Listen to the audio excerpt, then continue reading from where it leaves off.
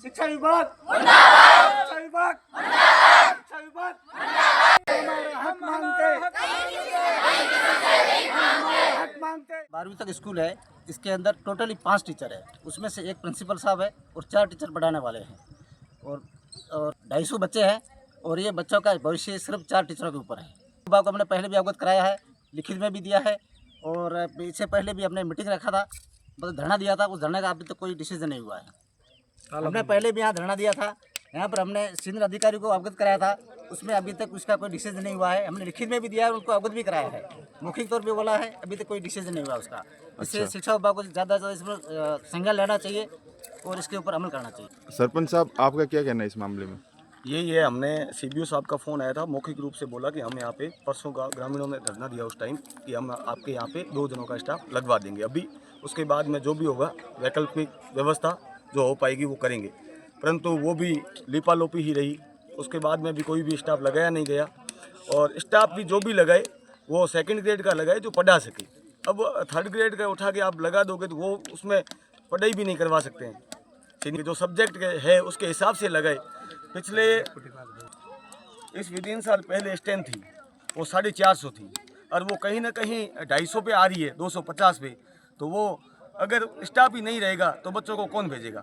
बाकी private school यहाँ हमारे नज़दीक में नहीं है, बच्चे धियार जा रहे हैं, कम से कम ओला ग्राम पंचायत के 500 बच्चे जा रहे हैं, वो मजबूरी के कारण से जा रही है। जब स्टाफ ही नहीं है तो बच्चों को भेज के कौन उनका भविष्य खराब करेगा।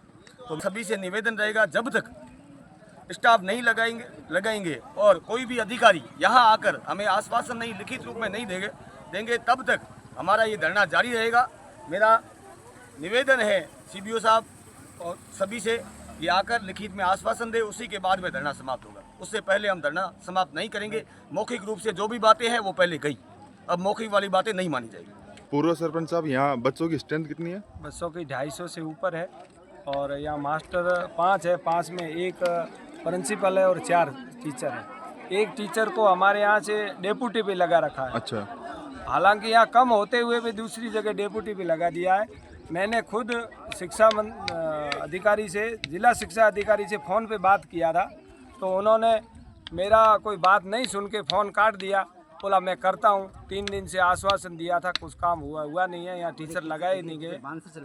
एक टीचर मानसर से अभी लगा रखा है यहाँ, तो मानसर ही हमारे पंचायत का स्कूल है, वहाँ पे बच्चे कहाँ, वहाँ वो बच्चों का क्या भविष्य होगा। तो अभी तक जहाँ तक यहाँ आके हमारे को लिखित में आश्वासन नहीं देंगे, जब तक ये धरना और तालाबंदी जारी रहेगी। हाँ गुड़िया, क्या स्थिति है स्कूल की? हमारे विद्यालय में टीचर्स की कमी होने के कारण यहाँ पे सिलेबस कंप्लीट नहीं हो रहा है और हमारे विद्यालय में 250 के करीब बच्चे हैं और 5-6 टीचर्स होने की वजह से यहाँ पे बच्चों को पढ़ाई नहीं कराई जा रही है, क्योंकि स्टाफ की कमी के कारण। और जो छोटे बच्चे यहाँ पे आ रहे हैं वो खेल कूद के वापस जा रहे हैं, क्योंकि टीचर्स की कमी के कारण उन्हें भी पढ़ाई नहीं करवाई जा रही है और इसका असर हमारे भविष्य पर भी पड़ सकता है। अच्छा गुड़िया, हमारे विद्यालय में एक पीटीए टीचर थे, उनका भी डेपुटेशन करके दूसरे विद्यालय में भेज दिया गया है। अब हमारे विद्यालय में टीचर्स की कमी है तो शायद ही हमारा सिलेबस कंप्लीट हो, इसका असर हमारे भविष्य पर भी पड़ सकता है।